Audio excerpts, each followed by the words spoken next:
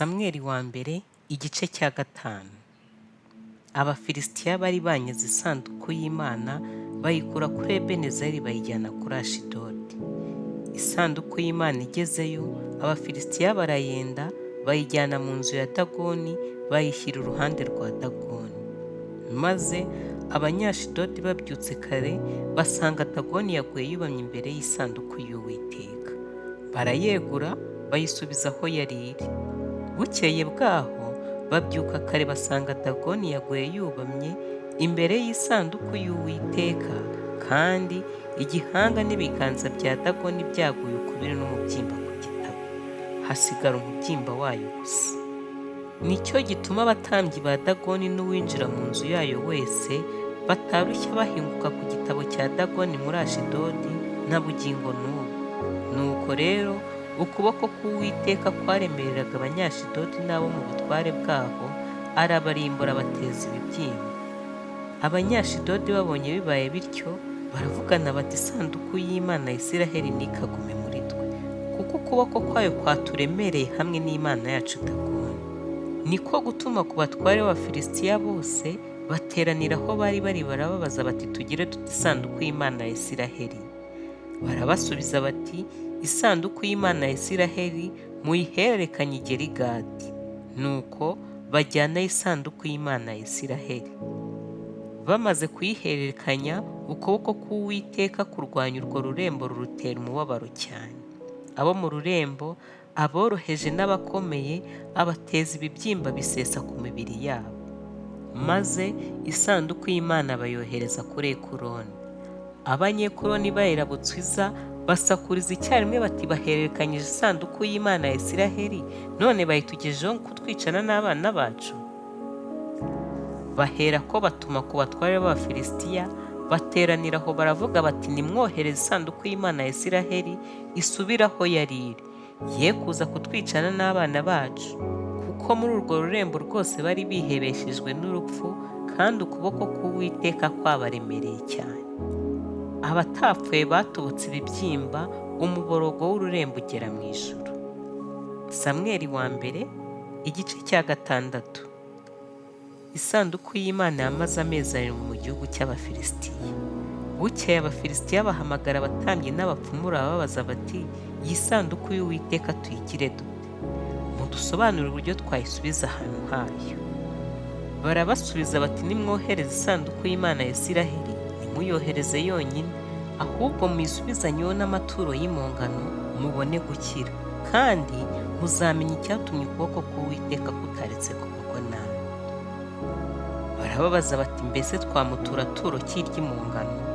Barabasubiza bati, muture ibibyimba byacuzwe mu izahabu 5 n'imbeba zacuzwe mu izahabu 5, nk'uko umubare w'abatware b'Abafilisitiya ungana, kuko mwebwe mwese n'abatware banyu mwasangiye icyo cyago. Nuko muzicurishiriza ibishushanyo by'ibyo bibyimba byanyu n'ibishushanyo by'imbeba zanyu zanduje igihugu, kandi muzubaha Imana ya Isiraheli.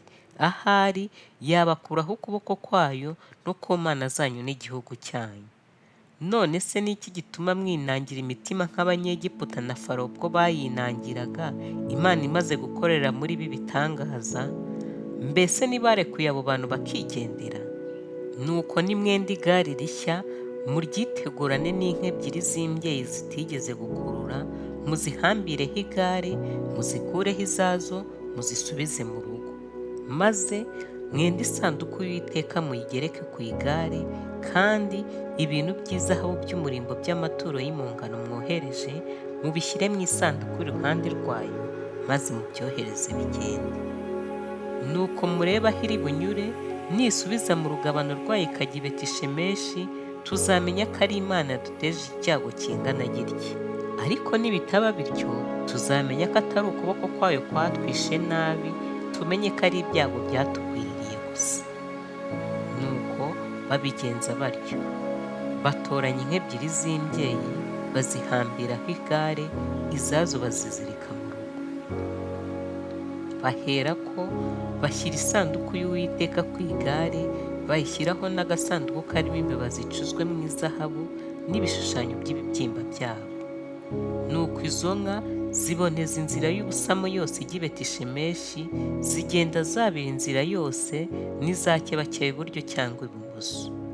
Abatware b'Abafilisitiya baraziherekeza bazigeza mu rugabano rw'i Betishemeshi. Uwo munsi ab'i Betishemeshi basohoraga ingano mu kibaya. Bubuye amaso babona isanduku iradutse, bishimira kuyibona. Nuko igare riza rityo no mu murima wa Yosuwa w'i Betishemeshi, rihagararaho igitare kinini cyari kiri. Baherako basa imbaho z'igare, batambiraho izo nka ziba igitambo cyoswa cy'Uwiteka. Abalewi bakuraho isanduku y'Uwiteka n'agasanduku kari hamwe nayo karimo ibintu by'izahabu by'umurimbo, babitereka hejuru y'icyo gitare kinini. Nuko uwo munsi ab'i Betishemeshi bahatambira Uwiteka ibitambo byoswa n'ibindi bitambo.